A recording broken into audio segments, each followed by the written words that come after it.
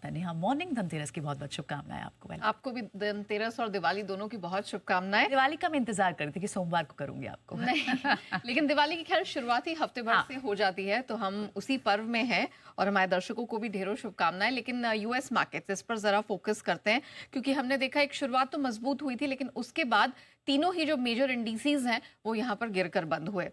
अब S&P की बात करें, दिन के ऊपरी स्तर से हमने देखा कि यहाँ पर ऑलमोस्ट 80 अंकों के आसपास की गिरावट दिखी और फाइनल जो यहाँ पर क्लोजिंग हुई है वो ऑलमोस्ट 41 पॉइंट नीचे हुई है। डाउ की बात करें, इसकी पिटाई थोड़ी ज्यादा हुई, 300 अंक गिरकर ये 46,000 के भी नीचे बंद होता हुआ नजर आया। दिन के ऊपरी स्तर से हमने देखा कि नैस्डैक ऑलमोस्ट 325 अंक गंवाकर बंद हुआ और क्लोजिंग 100 अंकों से अधिक नीचे हुई है। रसल 2000 अब तक हम देख रहे थे सभी इंडिसीज में सबसे अंत तक इसने रिकॉर्ड पे रिकॉर्ड बनाए थे, लेकिन इसकी भी तेजी पर हमने ब्रेक लगता हुआ देखा और 2% की गिरावट लेकर ये भी बंद हुआ है। आपको बता दें कि कुछ बड़े डेवलपमेंट्स हुए हैं।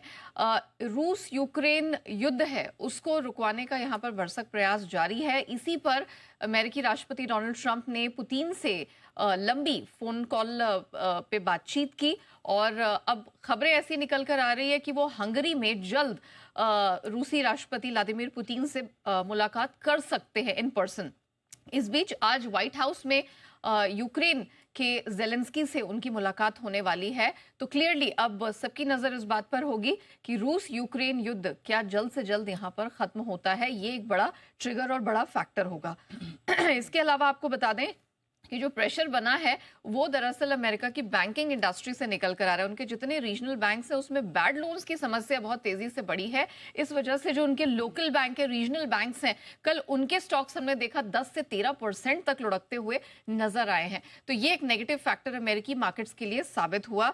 साथ ही आपको याद दिला दें कि अमेरिका लगातार तीसरे हफ्ते शटडाउन वाले मोड में है, तो इसका भी हमने एक नेगेटिव इम्पैक्ट ही देखा है। इस बीच डॉलर इंडेक्स ये 10 दिन के निचले स्तर पर आ गया है, 98 के काफी करीब।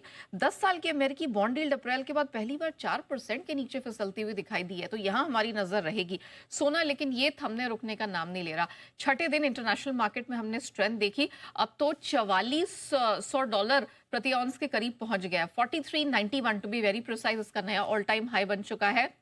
चांदी की बात करें तो यहाँ पर भी हमने देखा है कि $53.70 के पास इसने नया हाई बनाया। ऑफ कोर्स आज सुबह हम देख रहे हैं अपने हाई से सोना और चांदी दोनों थोड़ा सा करेक्ट होते हुए नजर आए। घरेलू मार्केट की बात करें, MCX पर सोना 1,30,000 के ऊपर लाइफ हाई बना चुका है और अगर चांदी की भी बात करें तो इसमें भी हम देख रहे हैं बहुत जबरदस्त तेजी है, 1,70,000 के करीब ये भी जाती हुई नजर आ रही है। कल इसने भी एक नया लाइफ हाई छुआ है। मेटल्स में एक रिबाउंड दिखा है, एल्यूमिनियम फिर से 3 साल की ऊंचाई पर पहुंचता दिखा, जिंक थोड़ी स्ट्रेंथ दिखा रहा है और कॉपर हल्की फुल्की बढ़त के साथ हरे निशान में बंद होने में कामयाब रहा। लेकिन कच्चा तेल, रूस यूक्रेन युद्ध जो रुकने की अब उम्मीद बनती दिखाई दे रही है, इसमें कच्चा तेल और फिसलता दिखाई दिया। $61 के पास कल ब्रेंट क्रूड बंद हुआ है 5 महीने के निचले स्तर पर। तो ये तमाम फैक्टर्स हैं जिनकी वजह से हमने देखा सोने चांदी तो एक अपनी चाल चल रहे हैं, लेकिन कच्चा तेल प्रेशर में आ गया है एंड ऑफ कोर्स अमेरिकी मार्केट्स में थोड़ा प्रेशर जरूर दिखा। ठीक है, शुक्रिया।